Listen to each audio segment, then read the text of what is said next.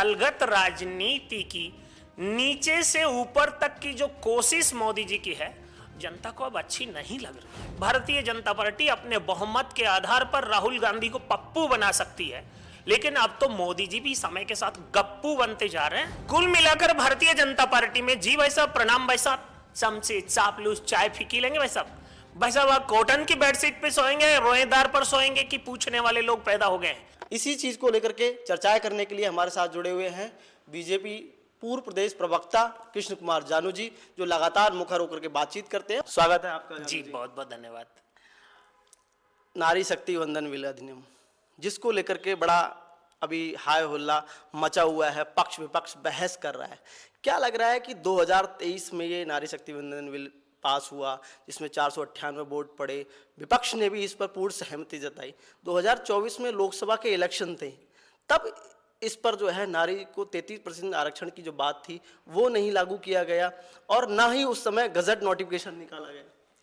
देखो, नारी शक्ति का ये जो बिल है, ये सितंबर 2023 में पास हो गया था और 16 अप्रैल 2026 को इसका गजट नोटिफिकेशन हो गया है।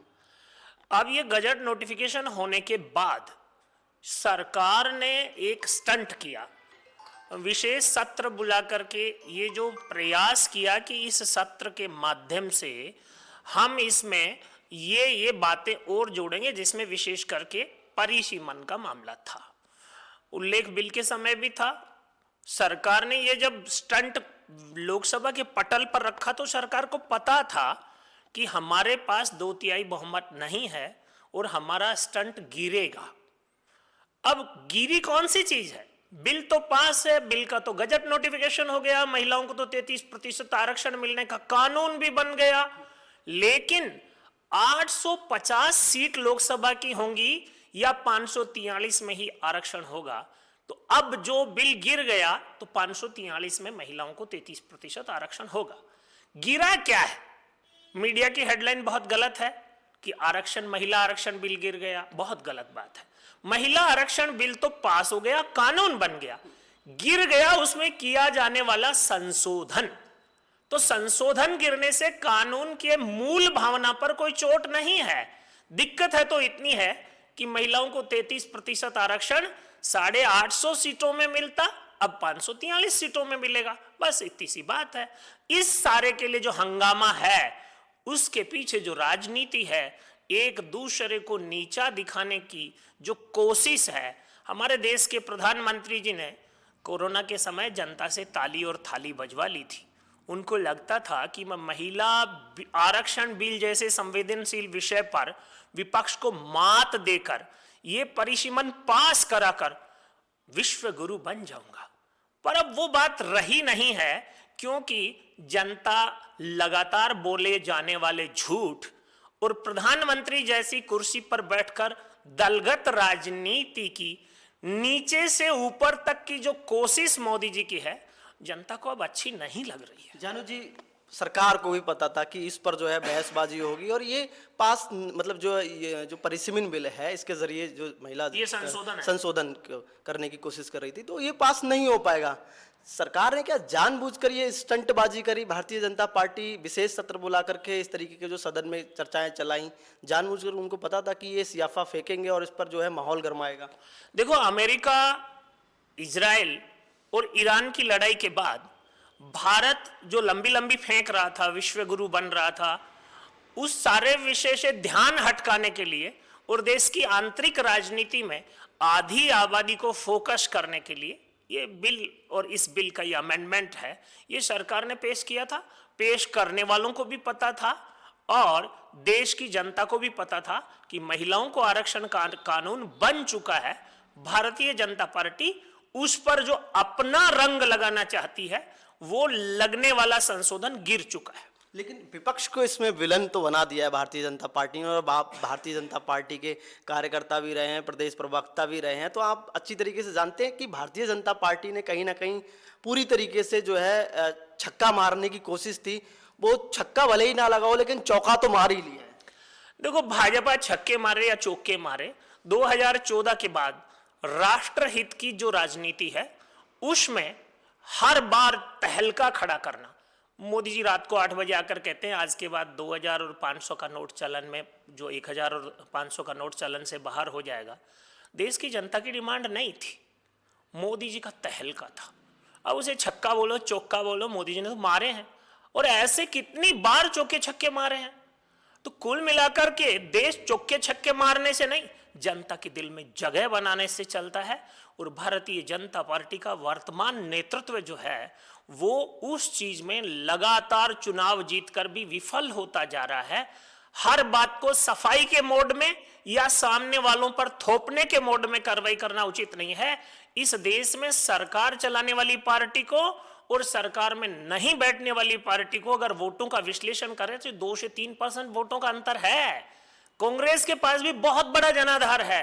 भारतीय जनता पार्टी अपने बहुमत के आधार पर राहुल गांधी को पप्पू बना सकती है, लेकिन अब तो मोदी जी भी समय के साथ गप्पू बनते जा रहे हैं। हर कोई इस बात को समझने लगा है, जनता समझने लगी है। निश्चित रूप से। आप देख लीजिएगा, मोदी जी पहला चुनाव वाराणसी से मां गंगा ने बुलाया बोलकर आए थे तो 6 लाख से जीते थे, और आखिरी तीसरा चुनाव जो है वो 1.5 लाख 1.25 लाख के बीच में जीते हैं। तो इससे पता चलता है कि जनाधार में कमी आई है और विश्वास जो है वो उस लेवल पर नहीं है। भाजपा कहती है हम महिलाओं के सशक्तिकरण के लिए भारी भरकम शब्द काम में लेना, पर कितनी मुख्यमंत्री महिलाएं हैं अगर दिल्ली वाली को छोड़ दिया जाए तो? 21 राज्यों में सरकार है एनडीए की जी। दिल्ली को छोड़ करके। और ये सवाल हमने मंजू शर्मा से भी किया था, बाबा बाल मुकुंदाचार्य से भी किया था, तमाम भारतीय जनता पार्टी के नेताओं से किया था। वो कह रहे हैं कि विपक्ष जो है अपनी चिंता करे, हम हमारी इच्छा से बना देंगे। हालांकि विपक्ष ने तो तमाम महिलाओं को मौका दिया है। नहीं, आप बिल ला रहे हो, बिल में संशोधन ला रहे हो, करनी और कथनी का अंतर साफ दिखा रहे हो, आप बना क्यों नहीं रहे? बना देंगे। आप कौन होते हैं बनाने वाले? कुल मिलाकर भारतीय जनता पार्टी में जी भाई साहब, प्रणाम भाई साहब, चमचे चापलूस चाय फीकी लेंगे भाई साहब। भाई साहब आप कॉटन की बेडशीट पे सोएंगे, रोएदार पर सोएंगे कि पूछने वाले लोग पैदा हो गए हैं। आज भारतीय जनता पार्टी कार्यकर्ता की चिंता नहीं कर रही है। आज भाजपा के मंडल अध्यक्ष तो गाड़ियों की नंबर प्लेट बदल करके सड़क पर गाड़ियां दौड़ाते पाए जा रहे हैं, और अनुशासन समिति जो है मुंह में दही जमा कर बैठी है। सारे अखबार की हेडलाइन होने के बावजूद भी अनुशासन समिति कार्रवाई नहीं कर रही है। और ज्ञानदेव आहूजा पार्टी की विचारधारा के अनुसार अगर राम मंदिर में कांग्रेस जाती है और वो गंगा जल छिड़कता है तो पार्टी से निकाल दिया जाता है। अगर पार्टी के राष्ट्रीय उपाध्यक्ष सतपाल मलिक को राष्ट्रीय सम्मान नहीं दिया गया दाह संस्कार में तो सवाल पूछने वालों को पार्टी से निकाल दिया जाता है, और पार्टी में घपले घोटाले करने वाले इस प्रकार के लोगों को संरक्षण दिया जाता है। भाजपा अपने उस मूल मोटिव से भटक चुकी है, चमचे चापलूसों के जाल में फंस चुकी है। तो क्या लग रहा है, सब कुछ ठीक ठाक नहीं चल रहा है क्या भाजपा में? अगर ठीक ठाक चल रहा होता तो वसुंधरा जी के नाम की चिट्ठी जारी करने वाले कांग्रेस के लोग क्यों होते?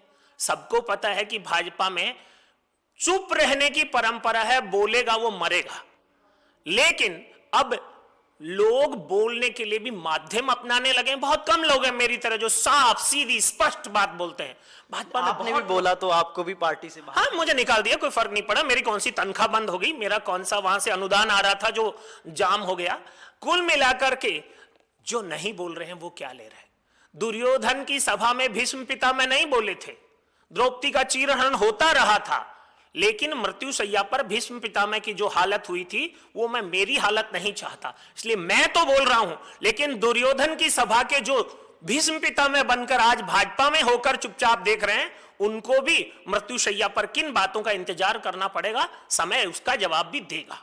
विपक्ष लगातार बार बार यही कह रहा है कि 543 पर आप जो है 33% आरक्षण दे दो, हमें उससे कोई दिक्कत नहीं। 2024 का इलेक्शन हुआ था उस समय भी दे देते, लेकिन परिसीमन करने की कहाँ जरूरत आन पड़ रही है?